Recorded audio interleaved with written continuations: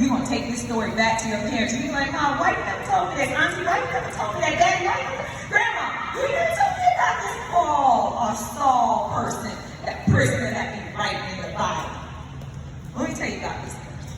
Saul, his name was Saul at first.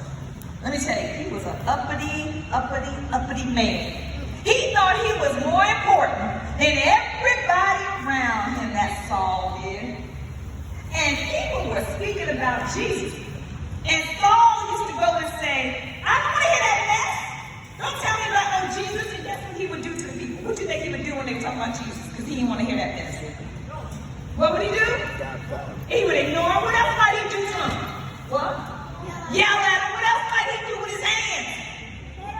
What do you think he might do if he didn't want to hear that? Hit him, beat him up. He was a bully. He beat him up, Saul would. He went on and on doing this. People were scared of Saul. They were scared of him. But one day, Saul was going to do his bully thing. And you know what happened?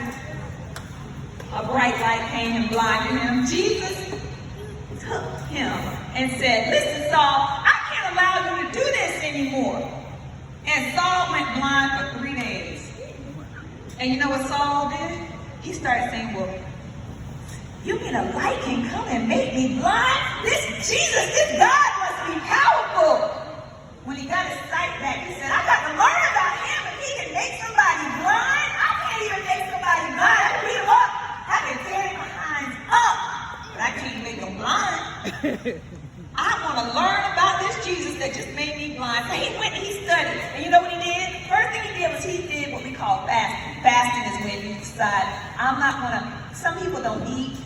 It's when you take away something that's important to you. Like some of y'all could fast from your phones because that's so important for me. Oh yeah, right. You'd be like, leave my phone alone. But if you did it for a day and have a focus on Jesus, that's fasting. If you like to eat ice cream, you say, today I'm not going to eat no ice cream. You know I eat it all day long. It's hard for me, but I'm going to focus on Jesus. He started praying, and he started just thinking about Jesus. And guess what happened? Saul changed his name to Paul, and he started being the one to preach about Jesus. Do you believe that? I love this table right here. Do you believe that he changed his name to Paul, and instead of beating the people up, he started preaching about Jesus? Do you believe that? That's what happened. And so he's preaching, and he used to be the one beating the people up, but when he's preaching, what you think is happening to him now? What? Say it again. He's getting beat up. They tear his behind up. They got rods. They beat him with the rods, y'all. They got rocks. When he's going around, they throwing rocks at him. Like, I know you're not coming around talking this Jesus mess, Paul. Oh, you're going to get it.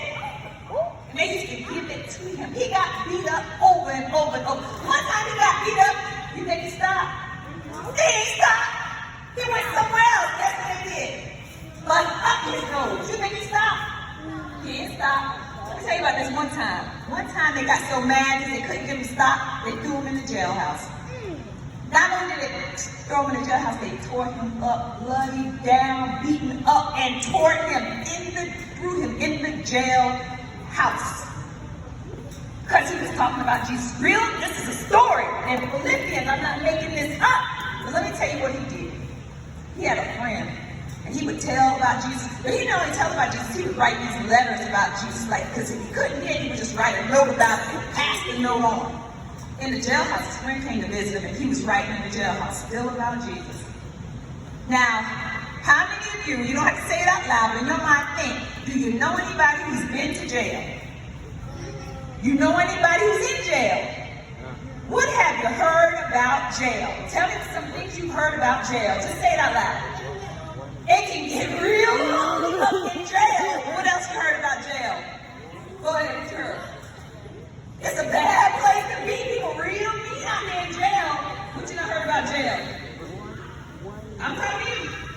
Yeah. Yeah. Have you heard anything about prison or jail before? It's not a good place to be. Dark, food is terrible. It's a bad place to be. But Paul said, okay, then I drew me in here. His friend came to visit him, and he wrote a letter. And he wanted the friend to take the letter. And he was cold, it was dark, he was hungry. The guards were awful to him. But he still was singing and praising Jesus. And in the letter, he wrote, I can do all things through Christ who strengthens me. In the letter he wrote, I want you to say it. I can do. You say it. And loud, I want you to say all things through Christ who strengthens me. That's what he wrote in the letter. I want you to say it again. I can do all things through Christ who strengthens me. Now, what is Paul talking about that he can do? Because where is he now? He's in jail right now. So what do you think he's talking about he can do? Is he talking about I can play a basketball game? Is he talking about I can win at this cheerleading match? What do you think he's talking about that he can do? He can do what? He can follow our, even when it's what? How you think he felt in jail? Even when it's lonely, even when it's what? You think it was easy? Even when it's hard, even when I'm sad, I can do all things through Christ that strengthens me. I can be strong even when it's hard. He can't believe it. Guess what happened? Y'all not gonna believe this part before. An earthquake came, shook the whole jail. The jail doors came open. He was praising and believing. The guards said, oh my gosh, Paul has gotten out of jail. Guess what? Paul didn't even get out of jail. Paul sat right there, and he said, no, I didn't leave. I just wanted you to see that my God can do everything. I'm in this jail, but if you want me to be out, I can be out. And the guards started praising and saying, oh my goodness, I want to learn about this Jesus. Oh my gosh, he even told his family and all these people. Now, do you think when Paul got out of jail, do you think, oh my goodness, and they lived happily ever after? Do you believe Paul just lived happily ever after?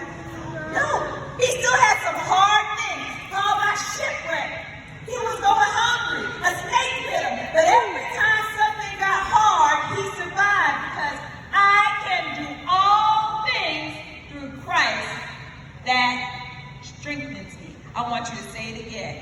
I can do all things. Say it. Through Christ. Through Christ. That strengthens me. Now, here's the thing about that scripture. Sometimes, right before we go to play our football game, we say, oh, I can do all things through Christ that strengthens me. That's not what he's saying. He's saying, even when something gets hard, I know I can get through it. Even when I fail that test, even when my boyfriend breaks up with me, even when my best friend's talking trash about me, even when I don't like my teacher, and my teacher don't like me, I can do it through Christ that strengthens me. All right, so now here's the thing. Y'all want to go back to this nail, so you don't believe me. I can do all things through Christ that strengthens me. We can put all those nails on the nails. Can you play that?